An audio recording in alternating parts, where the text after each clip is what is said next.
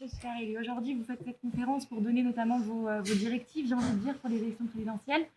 Aujourd'hui, vous vous situez comment? Comment se situe le parti? Très clairement, d'abord, nous sommes les radicaux, le parti radical, le plus vieux parti de France, et nous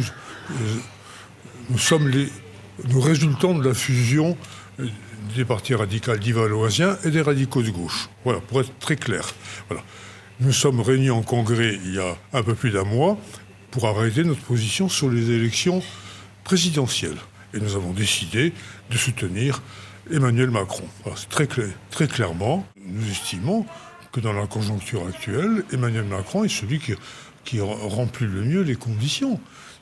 C'est un capitaine de gros temps, il sait affronter les crises, elles ne lui ont pas manqué.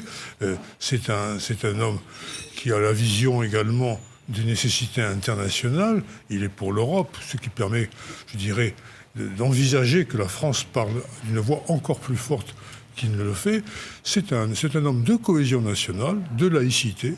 Et la cohésion nationale, le premier ciment de la cohésion nationale, c'est l'école. On a vu ce qu'il a fait sur l'école, entre autres choses, mais c'est quelques exemples.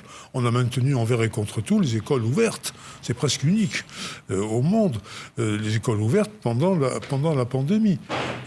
Ou le dédoublement des classes dans les quartiers sensibles. Voilà des exemples de cette importance attribuée par Emmanuel Macron à l'école.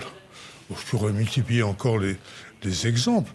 Encore une fois, il a fait redémarrer l'économie française, l'investissement en France. On l'a dit, bon d'accord, c'est des mesures pour les riches. Non, ce sont des mesures qui rassuraient les investisseurs en France et qui aujourd'hui nous valent un taux de croissance qui est intéressant et un taux de chômage qui n'a jamais été aussi bas, qui est dû également au fait que face à la crise, il a su dire oui, quoi qu'il en coûte, et on va soutenir les gens privés de travail. Il y a eu des mesures sur l'indemnisation des salariés en général et pour la protection des petites et moyennes entreprises qui, sans cela, seraient peut-être passées au travers.